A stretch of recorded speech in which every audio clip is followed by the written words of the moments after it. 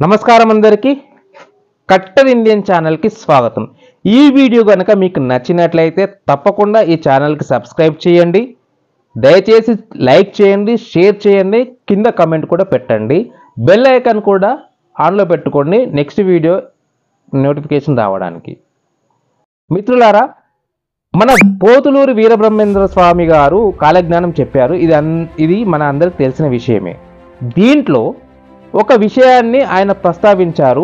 అయితే చాలామంది ఏమనుకుంటారంటే ఇది జస్ట్ ఏదో ఊహించి చెప్పారు, అది జరగబోతుందని అనుకుంటున్నారు। కానీ ఈ విషయంలో ఆయనకి ఎంత క్లారిటీగా ఉందంటే సైన్స్ పైన, ఆ సైన్స్ మీద అవగాహన ఉన్నందువల్లనే ఒక విషయాన్ని ఆయన క్లియర్ కట్గా చెప్పారు। అది ఏం చెప్పారంటే, మనుషులు చాలా మరుగుజ్జులాగా పుడతారు, వెలపల చెట్లకి నిచ్చెనలు వేసుకుని ఉంటారు అన్నాడు। అంటే వెలపల చెట్లు అనేవి చాలా చిన్నగా ఉంటాయి, అంటే ఒక 1.5 ఫీట్ కన్నా ఎక్కువ ఉండదు। ఆ 1.5 ఫీట్ కన్నా ఎక్కువగా ఉండే చెట్లకి నిచ్చెనలు వేసుకొని ఎక్కుతారు మనుషులు అని చెప్పాడు। ఇది చాలా విచిత్రంగా అనిపించింది, ఏంటి మనుషులు అంత చిన్నగా పుడతారా అని అనుకున్నాను। అయితే ఇది సైంటిఫిక్గా నిజమే అని నిరూపించబడింది। అయితే ఇక్కడ సైన్స్ ఏమని చెప్తుందంటే, మనిషికి కావాల్సినంత ఆక్సిజన్ అనేది సరిపడా ఉంటే మనిషి అనేవాడు చాలా దృఢంగా, పటిష్టంగా, దేహదారుఢ్యంగా తయారవుతాడు అని అన్నారు। మనం ఒకసారి ఆలోచిద్దాం, మనకన్నా పూర్వీకులను చూస్తే వాళ్ళు హైట్ చాలా ఉంటారు, చాలా బలిష్టంగా ఉంటారు। అంతకన్నా ముందు వాళ్ళకన్నా హైట్ ఎక్కువ ఉండేవాళ్ళు, అంతకన్నా ముందు వాళ్ళకన్నా హైట్ ఎక్కువ ఉండేవాళ్ళు।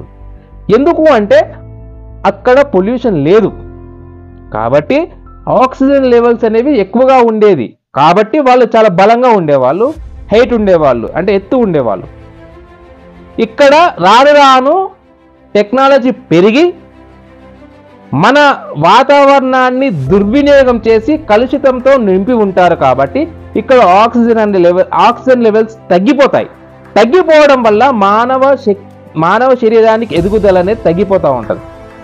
దానివల్ల మన భవిష్యత్తులో చాలామంది మరుగుజ్జులుగా పుడతారు అని మన పోతులూరు వీరబ్రహ్మేంద్ర స్వామి గారు ఎలా ఊహించారో నాకు తెలియదు, కానీ ఆయన చెప్పిన దాంట్లో సైన్స్ అనేది ఇమిడి ఉంది అని నేను అనుకుంటున్నాను।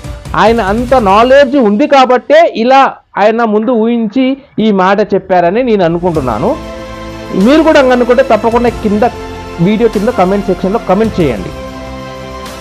మన సనాతన ధర్మంలో సైన్స్ అనేది ఇమిడి ఉంది, మనం పాటించే ప్రతి విషయంలో కానీ ప్రతి పనిలో కానీ సైన్స్ అనేది ఇంటర్నల్గా ఉంటుంది, కానీ మనకు అది తెలియదు। కొంతమంది అది తెలుసుకొని ఇది అని అంటూ ఉంటారు।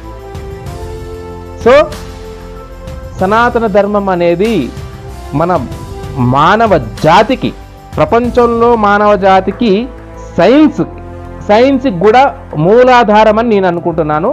సో మన సనాతన ధర్మం వర్ధిల్లాలి। జై భారత్, జై ఇండియా।